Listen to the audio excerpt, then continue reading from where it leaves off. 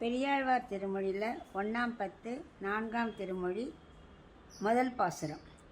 தன் முகத்துச் சுட்டி தூங்கத் தூங்கத் தவழ்ந்து போய் பொன்முகக் கிங்கிணி யார்ப்ப புழுதி அலைகின்றான் என் மகன் கோவிந்தன் கூத்தினை இளமாமதி நின் முகம் கண்ணுள ஆகில் நீ இங்கே நோக்கிப்போ.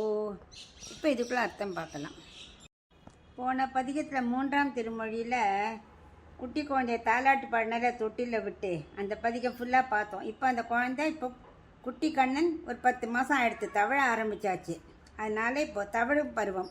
அதனால் என்ன சொல்கிறார், பெரியாழ்வார் யசோதை கண்ணன் தவழ்ந்து வரதை பார்க்குறார். அவன் என்ன பண்ணுறான், தன்னோட முகத்தில் அழகான சுட்டி வச்சுட்டு இருக்கான், நெத்தியில் சுட்டி.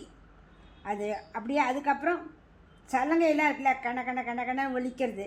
அது எல்லாத்தையும் போட்டு சத்தம் போட்டுட்டே தவழ்ந்து வாசல் பக்கம் போய் அங்கே தெருப்புழுதியில் அப்படியே அலைஞ்சின்னு இருக்கான். அதை பார்த்து பெரியாழ்வார் யசோதை சொல்கிறார், பாரு என் பிள்ளையான கோவிந்தனோட எவ்வளோ சேஷ்டை பண்ணுறான் பார், எவ்வளோ அழகாக இருக்கான் பார்.